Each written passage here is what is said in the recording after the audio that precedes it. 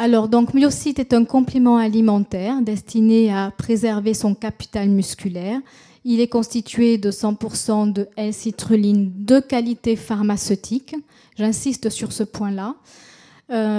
Il contient donc par boîte 21 dosettes de 3,5 grammes. Il est vendu au public à 45 € et il est vendu en pharmacie et sur notre site internet.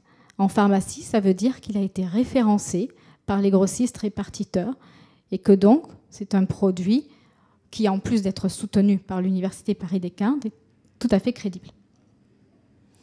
Voilà, donc le mot finalement de la fin de nos 3 présentations est le suivant: Myocite pour que la fonte musculaire ne soit plus une fatalité. Donc je vais maintenant faire quelques remerciements parce que c'est important. Je voudrais remercier tout d'abord l'université qui nous a toujours soutenus. Je pense notamment au professeur Axel Kahn, je pense aussi à Stéphanie Féliot qui est ici présente dans la salle. Remercier également tout particulièrement la faculté de pharmacie qui est un petit peu notre maison, qui est l'endroit où ces recherches ont été réalisées. Donc merci Madame Ladoyenne de nous faire l'honneur d'être présente ici et de présider cette conférence de presse. Je voudrais également remercier les personnes avec qui Citrage grandit, à savoir Catherine Noé et son équipe qui fait un travail fabuleux.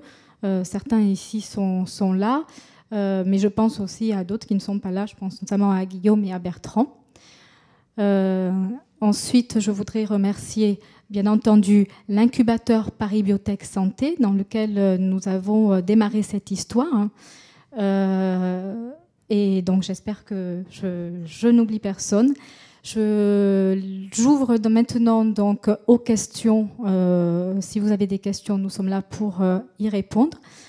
Et ensuite, donc, la parole sera à Madame Ayache pour une conclusion. Donc vous conseillez de ce complément alimentaire pour les personnes de plus de 50 ans pour préserver la fonte musculaire. Donc l'idéal, ce serait, à partir de 50 ans, je fais 2 cures par an jusqu'à la fin de ma vie. Oui, c'est ce que nous recommandons. Il marche le micro ou pas? Peut-être pour compléter la réponse, j'allais dire, on pourrait... Vous m'entendez, non? Oui.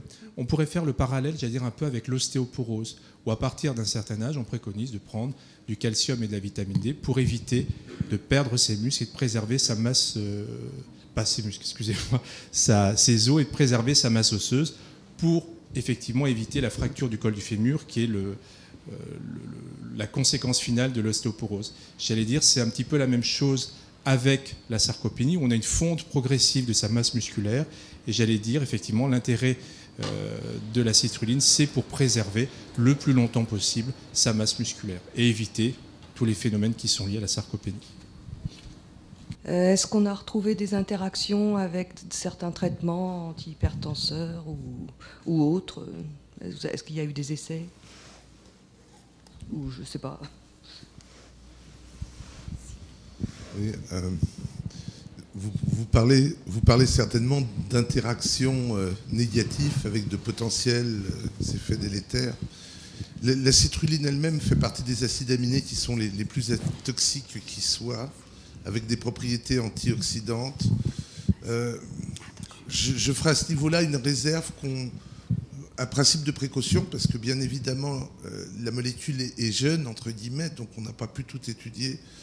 Comme c'est un antioxydant puissant, je pense qu'il ne faut pas l'associer à des chimiothérapies anticancéreuses, car précisément, un certain nombre des médicaments anticancéreux exercent leur activité dans un milieu pro-oxydant, et en particulier au niveau de la formation de leur métabolite. Voilà, ça c'est une chose. À l'inverse, par contre, on a découvert des interactions positives, et en particulier, on a d'ailleurs un brevet, un certain nombre de publications là-dessus, une potentialisation entre la citrulline et les statines. Vous savez, ces médicaments qui diminuent l'hypercholestérolémie. Et là, pour nous, l'enjeu, et on se lance avec l'équipe assez connue de la Salpêtrière dans des études cliniques. L'enjeu à ce niveau-là, ce serait non pas d'augmenter l'efficacité sur la cholestérolémie, mais de permettre de diminuer la dose de statine, parce que, comme vous le savez certainement, les statines, fréquemment, de l'ordre de chez 20% des malades, entraînent des douleurs musculaires qui obligent à l'arrêt du traitement. Donc voilà un enjeu qui nous semble particulièrement important. Vous parlez de cure de 21 jours minimum. Quel est le temps ou la durée maximale de ces cures envisageables, puisque vous préconisez 2 fois par an? Et ça, c'est la première question. La deuxième, c'est est-ce qu'il y a une posologie qui peut être augmentée pour une efficacité différente? Et est-ce que vous avez des données sur ça? Alors, ce qui est sur la durée d'efficacité, généralement, on sait que pour avoir un effet nutritionnel, ce n'est pas un effet court, c'est un effet long. Et les études cliniques, notamment, on a un certain nombre de travaux qui sont en cours où on fait un traitement effectivement de 3 semaines avec de la citrulline, qui est généralement le temps qui semble effectivement le plus adapté. Pour ce qui est de l'effet dose, on a eu un certain nombre d'études qui ont été faites à la fois chez l'adulte et chez la personne âgée, avec des doses allant jusqu'à 15 grammes. On était parti de doses de 2 grammes jusqu'à des doses de 15 grammes.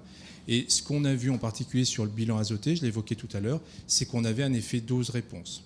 Et qu'effectivement, plus on en apportait, plus il semblait avoir un effet positif. Donc clairement, on pense qu'il y a un effet dose-réponse. Je voulais compléter sur la deuxième partie de votre question. Est-ce que l'on pourrait utiliser finalement ce produit à une dose plus importante? Oui, nous envisageons en fait à la fin de l'année de mettre sur le marché un aliment diététique destiné à des fins médicales spéciales qui sera un adjuvant au traitement de la dénutrition et de la sarcopénie. Donc qui sera plus dosé. Ce sera un produit, on va dire, plus médicalisé. Donc oui, on peut l'envisager.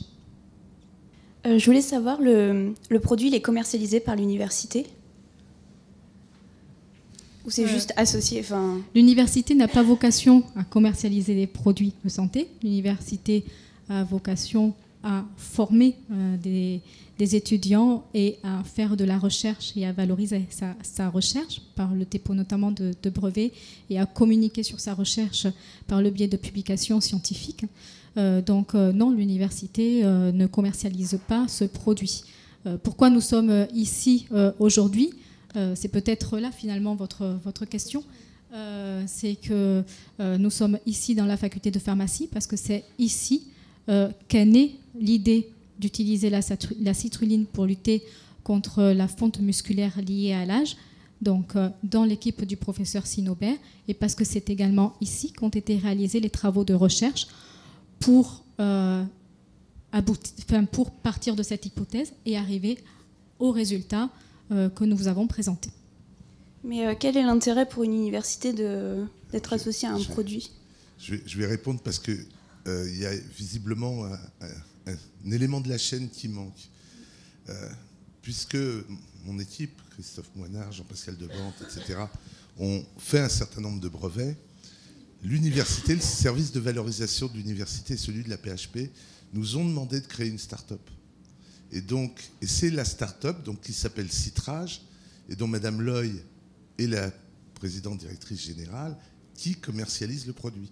Donc, l'université a des brevets et elle confie une licence à une start-up qui développe le produit. Bien évidemment, l'université a un retour sur les ventes. C'est un partenariat public-privé tel qu'on aime à les développer maintenant parce qu'on a trop longtemps reproché au monde universitaire de faire une recherche fondamentale complètement déconnectée de la réalité. C'est ce que soulignait tout à l'heure Madame la doyenne, de dire, il y a, à partir de la recherche fondamentale qui est faite dans nos laboratoires, des développements dont l'aboutissement final est sur le marché d'une molécule.